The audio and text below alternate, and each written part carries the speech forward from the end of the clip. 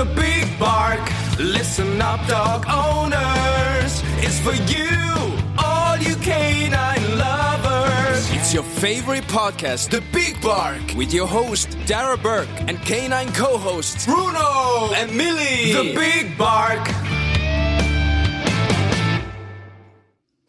Hello and a big welcome to the Big Bark podcast. I'm your host, Darragh Burke, and as always, I'm joined by my wonderful canine co-host, Bruno and Milly, who Milly is just about to come in. In the second that I start recording, Milly always does this. She comes in to get some cuddles and get some love, and it's also approaching dinner time as I record this, and Bruno has just arrived as well. Hi, Bruno. And Bruno has left. He's realised I'm talking, but he doesn't know who I'm talking to, and he's a bit confused by that. So, hope everyone's doing well. The summer is finally here, and Milly has been outside all day long enjoying the sunshine today, and she's leaving now. She's going back to bed. She's had enough of me waffle on, and I think so have I, to be honest. So yes, look, it's been a great week. I suppose, as you all know, just over a week ago, I proposed to Jen. She said yes. So it was great to have the doggies involved in that. And, well, still kind of coming down from the high of that one. And still just loving the fact that, like, I don't know, I think it's like being calling Jen my fiance and still smiling every time it happens. But look, you didn't come here to listen to the show about me talking on about fiances and, like, as romantic and all as it is, we do have a doggy show to get on with. And yeah, so today I suppose what I want to talk about, well, first of all, Canine Conundrum, as you know, was the winner of our Agony Aunt name. So we're delighted that is the new name going forward. That will be starting next week. So instead this week of doing our Canine Conundrum, what we're actually going to do this week is to do the weird and wonderful news. Now, I came across a brilliant article online there today, and it is about a study that a magnificent group, and if you haven't heard of them, they're called the Family Dog Project. Now, the Family Dog Project is based in Budapest, and they've been doing research with dogs for years and years and years. So they're like such a cool, like, would you call them organization, or they're a research team basically, and they're based in Budapest. Each of us, Lorand University. And they have discovered that dogs have a multi-model mental representation of their familiar items. So in other words, when thinking about an object, a dog visualizes its various sensory attributes. So it seems how it seems or how it smells, basically. And the scientists behind this study, they did a number of experiments using dogs' senses in both daylight and in darkness as well. So in both light and the dark, they gave the name of a toy. So they told our dog to locate the teddy bear, and the dogs remembered the toy's various sensory characteristics, and they can recognize it, apparently using what is known as a multi-sensory mental image, even in the dark. Like, the research that is going on out there is just, it's fantastic. There's so much that we still don't know about dogs. And, like, very famous scientist over in the US, Dr. Gregory Burns, has been working on experiments to find out how a dog's mind works for years. Do dogs love us more than just food? And it has been proven time and time again by different experiments, including this one by the Family Dog Project, that, like, dogs are just such intelligent beings. And the dog's success in locating the toys and the various sensors they employed while looking in both the the light and in the dark. It shows that when dogs play with a toy, even for a brief period of time, they pay attention to its various features and register the information using a variety of senses. Like, that is just incredible. And if you want to read up on this, you can actually find our website. Let me just tell you what that is. That is the website is familydogproject.elte.hu. So they do a lot of online seminars. You can find out all about their research there as well. They've been around since 1994, and like, it's incredible to think the experiments and the research that they do into our beloved pets, and you can see the latest news from the group. Now, some of it is, I suppose, they do have an English translation as well, which is great. You have it in English, you have it in other languages, so whatever you're comfortable with. So definitely check that out. The other news today is Dogs Trust up in Dublin, and everybody knows, really around Ireland, knows the Dogs Trust. And Dogs Trust have announced in the last couple of days that they have installed a swimming pool.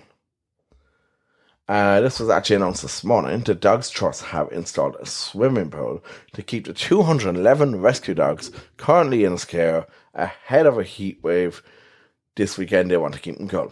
So they've installed a nice big swimming pool for the doggies to keep cool. And they also give a lot of advice, which is something that we have touched about before on the show, about in a heat wave, in really hot weather. Look, you need to make sure that your dogs are kept shaded. You need to make sure that they're kept cool. Our veterinary partners over at Tree Vets talked about this recently. You just need to ensure that you keep your doggies in a cool environment.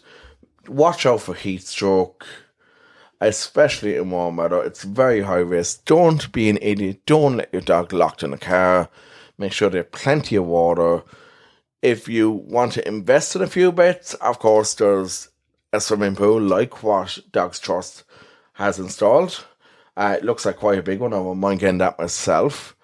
Or just get even the cool mats that you can get in the likes of Pet Mania, Pet Stop, Maxi Zoo, any pet shop, your local pet shop, wherever you want to get them. Or get, like, even just cooling towels that you can get. I've seen them in Home Savers as well. So there's something to watch out for. And just make sure, look, that your dog is kept cool, because the last thing you want is your doggy getting heat stroke. That's the last thing anybody wants. So keep an eye out for these things, and just make sure your doggies are protected in the sun. And on that note, we are going to go over to our first segment, which is our Clever Canine segment, and that is in association with the Canine College. And we will have Samantha Rawson continuing her conversation about puppies, and particularly in relation to house training. Clever Canines on the Big Bark is brought to you by the Canine College, run by champion dog trainer Samantha Rawson, a regular contributor to RT Radio and television.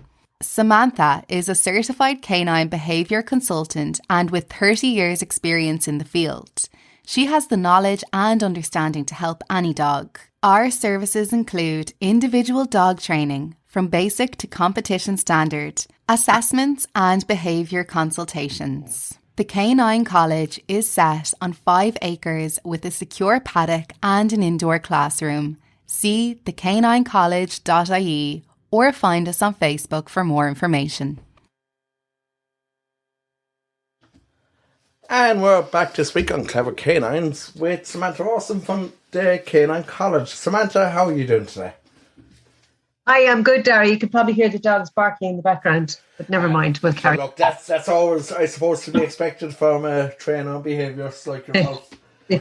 So, Samantha, the last couple of weeks we talked about going to a breeder to see a new puppy, selecting a puppy, And from there, then last week we talked to bringing your puppy home. So we want to continue that conversation today. And today we're going to talk a bit about house training. Okay. So house training, what's really important in the fundamentals of house training are a feeding routine. So you feed a puppy 4 times a day, and then reduce it to 3, and then reduce it to 2. But feeding at regular intervals is really important to get the dog's body into a routine. So if you can predict when it goes in, then hopefully you can predict when it comes out. So if you want to properly house train a puppy, you can't free feed it. You can't put a bowl of food down all day and leave it there. You will never house train a puppy if that's the way you feed it. So regular meal times, kind of in 4-hour intervals, every 4 hours, basically, a puppy should be fed. The other really important thing is a secure garden. The amount of people I have met recently who all their problems stem from the fact that they don't have a secure garden and they're constantly monitoring the puppy and hovering over the puppy. A puppy needs privacy to go to the toilet like the rest of us. So some puppies will not go to the toilet if you're hovering over them and watching their every move. So a secure area for the puppy to relieve itself in is very important. The other thing that's very important is a secure area within the house so that the puppy doesn't get the opportunity to have accidents on the wrong surface. House training can basically summed up in teaching a dog how to distinguish the correct surface it needs to go on, or substrate that it needs to go on. So if you can make that job of distinction as easy as possible, then the house training process should go along fairly smartly. So it's really about keeping the dog to a tiled or washable floor. So no carpets and no wood, hopefully tiles or lino or something like that, but keep it to one surface. Don't let it run around the house. So you need to either keep it in the kitchen or keep it in a utility room with a baby gate, or failing that, maybe have a puppy pen. I don't like crates for very, very young puppies. I prefer to use puppy pens so the dog doesn't feel claustrophobic or doesn't feel trapped. So if he has been fed, if you feed him outside, hopefully he will do a pee and a poo. Then when you bring him in, that's where he is. So he's in his puppy pen. So basically the puppy goes from puppy pen to out in the garden. So it can only run around in the house for about 20 minutes. Or if you know the puppy has just done a pee and a poo. So most puppies can be clean for about 20 minutes, and then you work up from there. So maybe 20 minutes, 30 minutes. But the only way of knowing that information is by keeping a journal. So if you keep a journal of all the puppy's toileting habits, then you will see if you are making progress. Otherwise, it's just hit and miss. And I would suggest that if there are other people in the house, that they also fill in the journal. So a little tick, maybe if everything was outside, and say whether it was a pee or a poo. Maybe a little X if it was inside, and say whether it was a pee or a poo. So the next person reading the journal knows whether you're building on success or you've had a little accident. So it's really, really important to keep a journal. And then you know, because that information tells you how long the puppy can run around the kitchen for without being in his puppy pen or without being monitored. So that's a really important piece of information. So it's basically about restricting the puppy inside so he doesn't have the opportunity to have accidents on different surfaces. And then it's about immediately bringing your puppy outside the minute he wakes, the minute he gets a fright, always when meeting new people, because puppies are quite nervous of new people, and they will do a little whittle, and sometimes the bitches will do a submissive whittle. So it's really important to try and greet people outside. Or if the people are greeting the puppy inside, that the puppy is in its pen. So if it pees, it pees in the pen. It doesn't pee on your kitchen floor. So it's really about kind of management and setting the situation up that the puppy can't possibly fail. Remember, learning is like a scales, and you want the learning scale to be tipped in the right direction. So the learning scale should be going up and the failure scale should be as low as possible. So it's really, house training is really about managing the situation to give your pup as much success to get to the toilet in the right place. If the pup has an accident in the house, basically that's your fault. So if anybody should be reprimanded, it should be you. I would never, ever reprimand or scold a puppy for house training, because if it has an accident, it's my fault. I will certainly mark an accident by just going, oh dear. And then I'll immediately pick up the puppy and bring it outside. And regardless of whether it's too late, it's always a good puppy when it's outside, even if it's just relieved itself on the floor. Because you don't want outside to be a negative space. Some people will correct a pup and still correct it when they get it outside.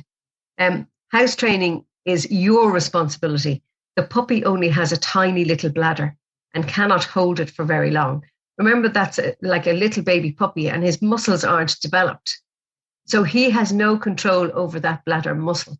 So that's why your kind of regulation and your routine with that puppy will help him to be house trained. House training is a physical issue. It's not an obedience issue. It's not a, compliance or a bulldog issue. It's a physical issue. And very young puppies do not have the muscle strength to actually hold it for very long. So as the puppy grows up, say maybe, 2 months, he can be clean for about 20 minutes, half an hour, as I say. By the time you get to 4 months, he should be able to be clean for about 2 hours. And then by 6 months, he should be able to be clean for about 4 hours.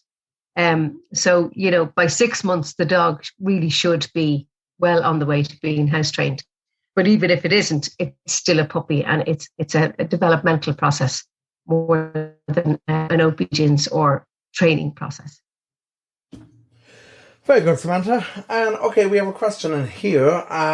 My dog continues to pee in the living room, even though he is in his usual area, the kitchen, most of the day, and he's left outside quite a lot. He's 8 months old. Have you any tips? Okay, so if he's 8 months old and he's still peeing in the house, I would suggest that he's not house trained.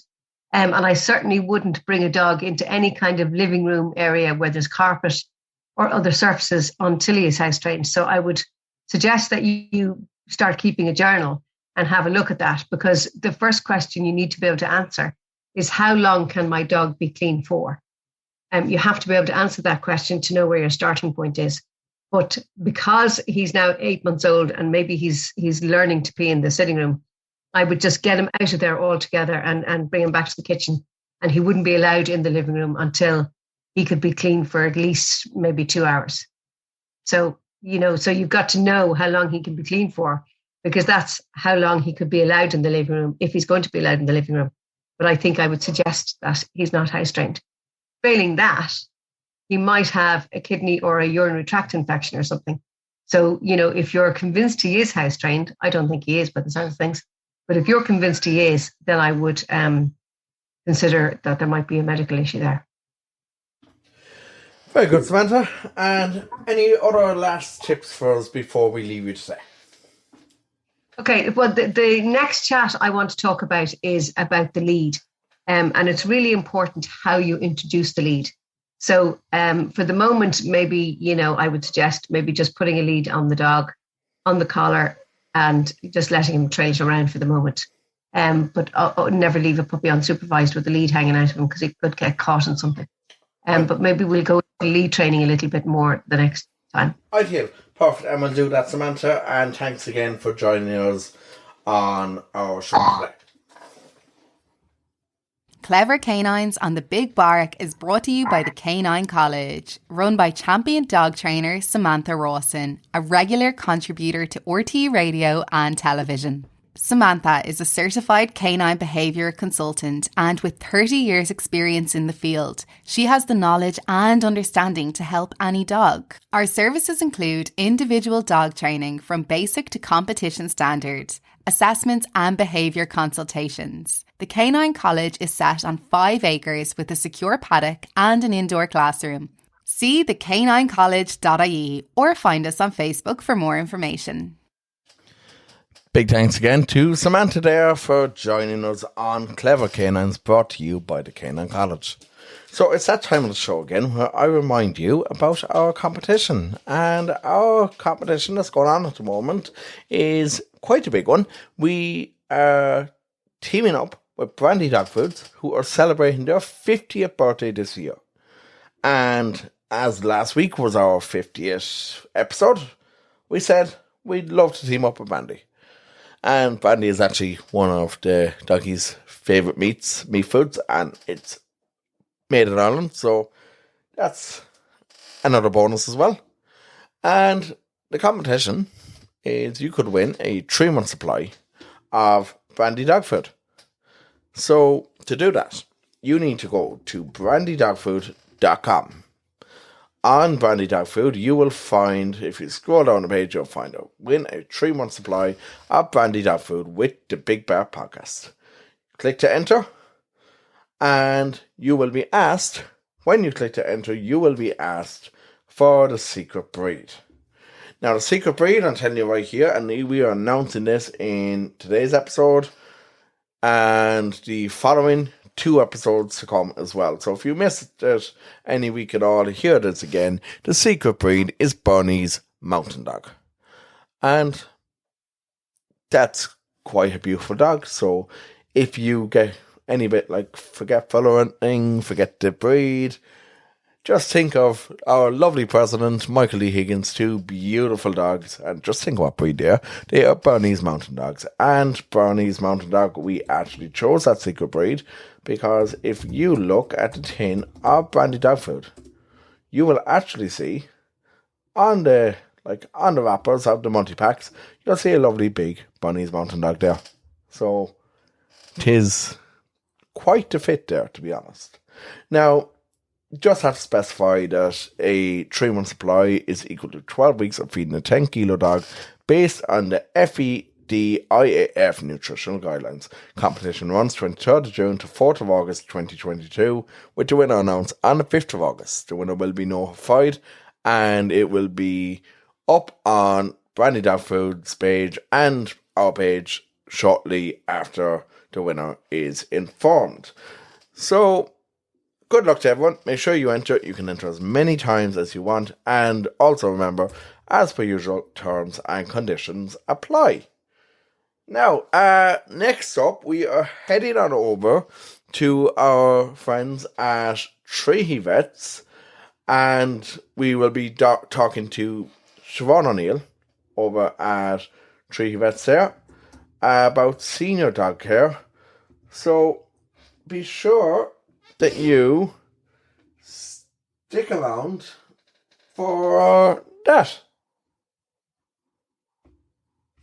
Do you have a pet in need of a vet, or do you need some health advice for your 4-legged friend? Whether it's for a regular checkup, microchipping, vaccinations, or critical urgent care, you can rest assured knowing that your pet is in loving hands at Treaty Veterinary Clinic Limerick and Shannon. Providing care for your pet since 1986, at Treaty Vets, your pet is our priority. Call our 24-hour number 061 328 511 or make an appointment through our website www.treatyveterinaryclinic.com or find us on Facebook or Instagram. Treaty Veterinary Clinic, proud sponsors of the Health Hub on the Big Bark. And we're back on the Health Hub this week with Treaty Veterinary Clinic. And I'm delighted to be joined by Dr. Siobhan O'Neill from Treaty Veterinary Clinic today. Siobhan, how are you doing? I'm doing great, Darragh. Thanks for having me back. Delighted to have you on. And today, well, I suppose, like we all know, like I see it with Milly and Bruno, who are getting on in their years now. And we know that like the heat, especially now this week, is really affecting them. So what we want to focus on today is care of senior dogs. Now, like I just mentioned there, obviously like the heat is going to affect senior dogs more than anything. So how about we just start talking a small bit about that first? Okay, so first of all, it doesn't just affect senior dogs, the heat. It affects dogs of all ages. So we just have to be very mindful to walk them very early in the morning and late in the evening, always keeping them in the shade, never leaving them in an exposed garden without any shade during the day, especially the coming weeks. I think the temperatures are meant to be quite high this weekend. Always make sure there's fresh water for them and things like that. I think we discussed on the previous podcast a little bit about heat stroke and how to manage the patients, or how to manage your pets during the summertime. We did, yes, and I mentioned that at the top of the show as well, because like obviously Yeah, like you we can want go you back on and have a listen to that as well. Yeah, so it's yeah very important to make sure if the ground is too hot for you to walk on, if you put your foot on the ground, if the ground is too hot for you to walk on, it's too hot for your dog to walk on. It'll actually take a layer of skin off the pad of the dog's feet. But the most important thing is to keep them well shaded, plenty of water, and are directly out of sunlight. And if they're pale in color, white dogs, or dogs with brown noses, or even dogs with black noses, they need to wear sunscreen on their ears and on their nose. Okay, perfect. Now, Siobhan, tell me, why is it so important, and probably as dogs get on in years, why is the care of senior dogs so important? Well, it's very important. So what we call any dog over 8 years old, we would call them a geriatric dog. Now, this depends on the breed, of course. Smaller dogs live longer than large breed dogs. Let's compare, say, a Jack Russell to a Great Dane. Great Danes will live to maybe be 8, maybe 9 if they're lucky, whereas Jack Russells could live to be 15 years old. But in general, we consider any dog over 8 years old a geriatric dog. So we would like to see them for health checks maybe twice per year. And these health checks would just include, we basically start examining them from the nose and go right through to the tail. We'd examine the ears, the eyes, teeth, check their chest, see if there's any heart murmurs, a new heart murmur that has occurred as the dog gets older, any funny sounds in the chest, if there's any lumps or bumps anywhere, anything that the owner is concerned about. And any other issues that may come up that the owner is worried about, we just have a chat about it. Also, if the dog is on any arthritis medication or any medication at all, really, for any disease, we would always take blood samples to check their liver function and to check their liver function, because all these drugs are metabolized through the liver and the kidneys as they are in humans. So we need to make sure that their kidneys and livers are functioning properly and they're not in like the early stages of what we call renal disease or kidney disease or liver disease. And the blood test can pick up many other things, not just kidney disease or liver disease, but many other blood conditions. So that's why we would recommend at least twice yearly checkups with your vet. And we do free dental checkups. We do geriatric clinics, free geriatric clinics. We do weight clinics for older, not for all pets, not just for older pets. So that's always a good starting point to say, oh, I'd like to book my dog in for a geriatric consultation, and then we can have a chat about everything. Usually older dogs, they might have some tartar on their teeth, or they might need some teeth extractions. We might find a lump here and there that might be a bit, the owner might think it's not too concerning, but for us it would be concerning.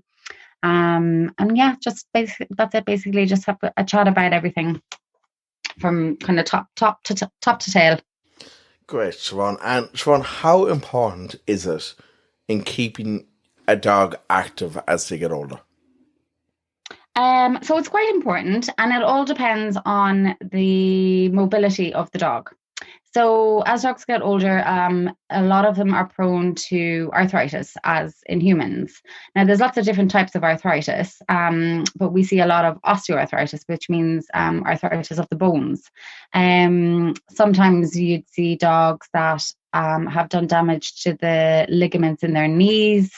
Some dogs can do damage to the ligaments in their shoulders.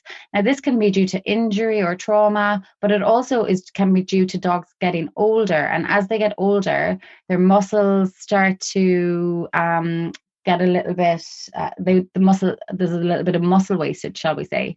And then the ligaments get a bit more lax. So there's laxity in the ligament. So the ligaments become looser.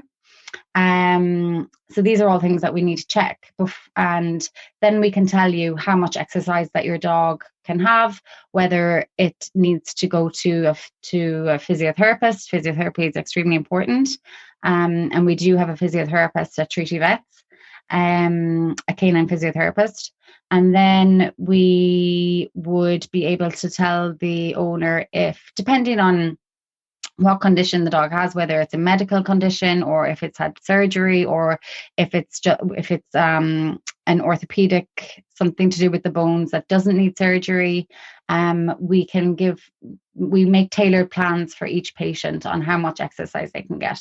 But all dogs should stay very active until they're actually having problems. And then if they are having any problems, there's lots of different types of medications that we can give.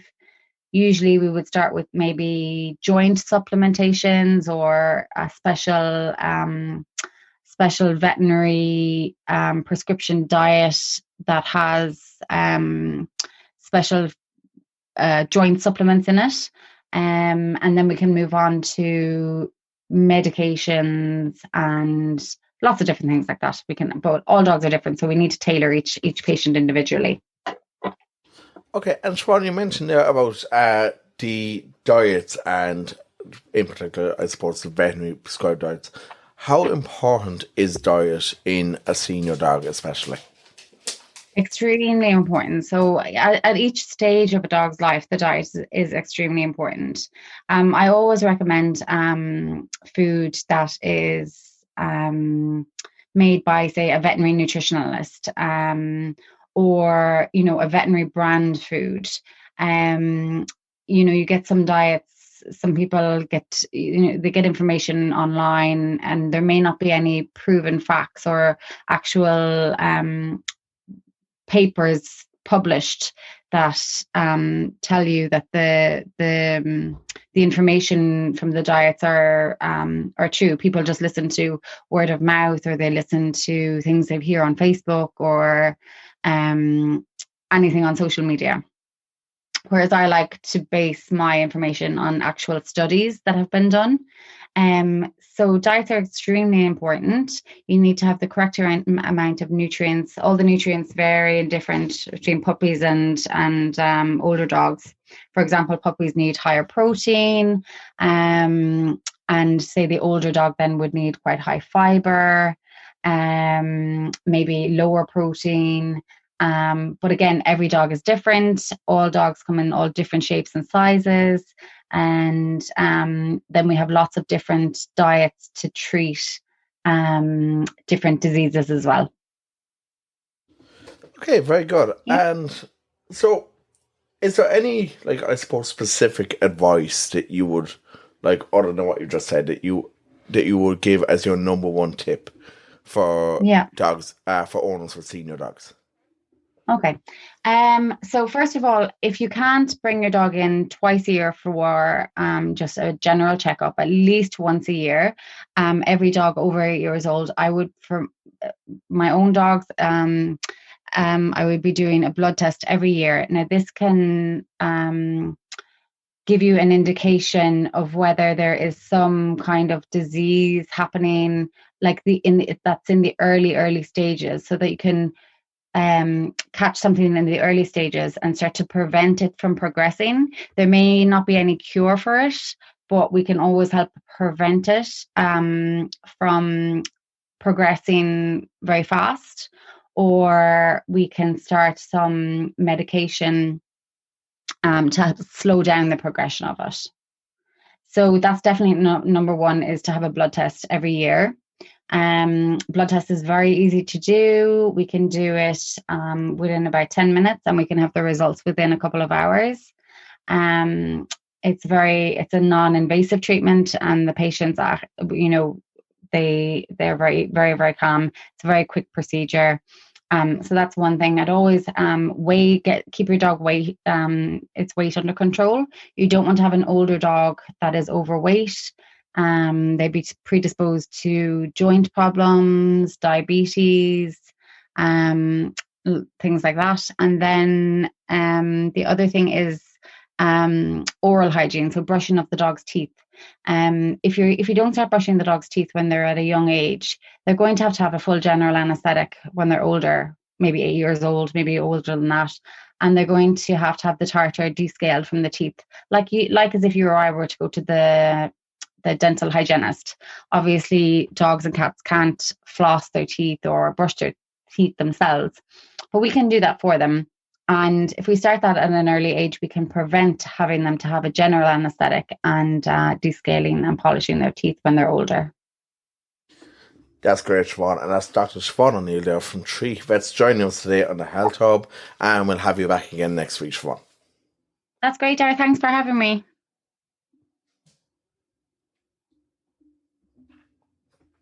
Of a vet, or do you need some health advice for your four-legged friend? Whether it's for a regular checkup, microchipping, vaccinations, or critical urgent care, you can rest assured knowing that your pet is in loving hands at Treaty Veterinary Clinic Limerick and Shannon. Providing care for your pet since 1986, at Treaty Vets, your pet is our priority. Call our 24-hour number 061 328 511 or make an appointment through our website www.treatyveterinaryclinic.com or find us on Facebook or Instagram.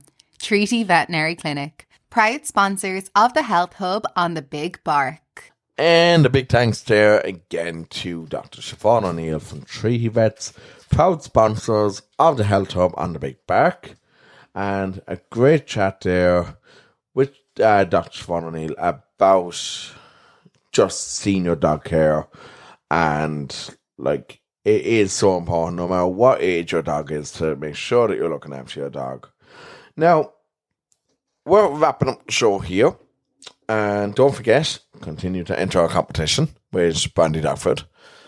And also, be sure to follow us on Instagram and Facebook if you're not doing so already. We're on the Big Bear Podcast. We're on TikTok at the Big Bear Podcast as well. We're on Twitter at Big Bear Podcast. To be honest, Twitter is probably the one way that we don't really respond because we don't use it that much. We will have our Patreon page launching shortly. Still trying to get that up and running. Haven't decided what the perks and all will be. So need to really get that up and running shortly. And big thanks to our guest today, Dr. Siobhan O'Neill, and to Samantha Rawson from the Canine College, who brought the Clever Canine segment to us earlier on. And like I said, be sure to enter our competition. BrandyDogFood.com is where you can do that. Remember the secret breed I told you earlier on. And that's all for today. So look, as I would always say, we will have more guests and a brand new episode next week. Thanks to everyone for joining in. And give your doggies lots of cuddles. And we will see you next week.